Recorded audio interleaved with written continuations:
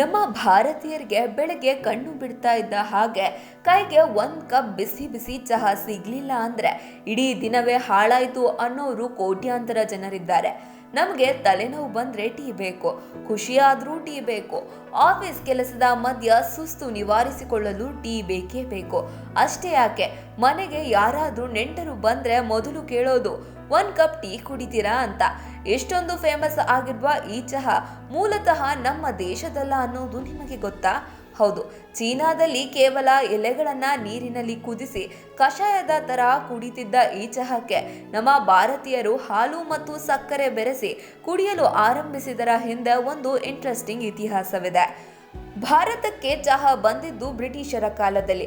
19ನೇ ಶತಮಾನದಲ್ಲಿ ಬ್ರಿಟಿಷರ East India company China ದೇಶಕ್ಕೆ ಪೈಪೋಟಿ ನೀಡಲು ನಮ್ಮ ಅಸ್ಸಾಂ ಮತ್ತು ಡಾರ್ಜಿಲಿಂಗ್ನಲ್ಲಿ ದೊಡ್ಡ ದೊಡ್ಡ ಚಹಾ ತೋಟಗಳನ್ನು ಶುರು ಮಾಡಿತ್ತು.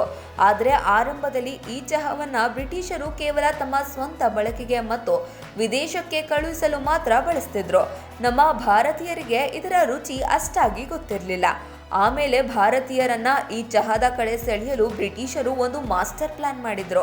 ಭಾರತೀಯರು ಬರೀ ಬ್ಲ್ಯಾಕ್ ಟೀ ಕುಡಿಯಲು ಇಷ್ಟಪಡುವುದಿಲ್ಲ ಅನ್ನೋದನ್ನ ತಿಳಿದುಕೊಂಡಿದ್ದ ಬ್ರಿಟಿಷರು ಚಹಾಕ್ಕೆ ಹಾಲು ಮತ್ತೆ ಸಕ್ಕರೆ ಸೇರಿಸಿ ಕುಡಿಯುವಂತೆ ಜನರಿಗೆ ಐಡಿಯಾ ಕೊಟ್ರು.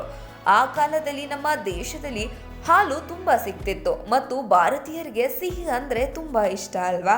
ಹಾಗಾಗಿ ಬ್ರಿಟಿಷರ ಈ ಐಡಿಯಾ ಸೂಪರ್ ಹಿಟ್ ಆಯ್ತು. ಆದರೆ ನಮ್ಮ ಭಾರತೀಯರು ಬ್ರಿಟಿಷರ ಚಹಾವನ್ನ ಹಾಗೆ ಬಿಡದೆ ಅದಕ್ಕೆ ನಮ್ಮ ಅಡುಗೆ ಮನೆಯ ಏಲಕ್ಕಿ, ಶುಂಠಿ, ಲವಂಗ ಹಾಕಿ ಜಗತ್ ಪ್ರಸಿದ್ಧ ಮಸಾಲಾ ಚಾಯ್ ಆಗಿ ಬದಲಾಯಿಸಿಬಿಟ್ರು.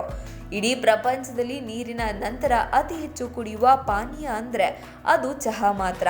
ಪ್ರಪಂಚದಲ್ಲೇ ಟರ್ಕಿ ದೇಶ ಅತಿ ಹೆಚ್ಚು ಚಹಾ ಕುಡಿಯುವ ದೇಶದಲ್ಲಿ ಮೊದಲ ಸ್ಥಾನದಲ್ಲಿದ್ರೆ ಆಮೇಲೆ ಐರ್ಲೆಂಡ್ ಮತ್ತು ಇಂಗ್ಲೆಂಡ್ ದೇಶಗಳಿವೆ. ಚಹಾ ಹುಟ್ಟಿದ್ದ ಚೀನಾದಲ್ಲಿ ಗ್ರೀನ್ ಟೀ ಫೇಮಸ್ ಆದ್ರೆ ಜಪಾನ್ನಲ್ಲಿ ಮಾಚಾ ಅನ್ನೋ ಚಹಾ ಕುಡಿತಾರೆ. ಇನ್ನು ನಮ್ಮ ಭಾರತದಲ್ಲಂತೂ ಇಡೀ ಜಗತ್ತಿನಲ್ಲಿ ಅತಿ ಹೆಚ್ಚು ಚಹಾ ಉತ್ಪಾದಿಸುವ ಮತ್ತು ಬಳಸುವ ದೇಶದಲ್ಲಿ ಒಂದಾಗಿದೆ. ನಿಮ್ಮ ಮನೆಯಲ್ಲಿ ದಿನಕ್ಕೆ ಎಷ್ಟು ಬಾರಿ ಚಹಾ ಕುಡಿತಾರೆ? ಕಮೆಂಟ್ ಮಾಡಿ.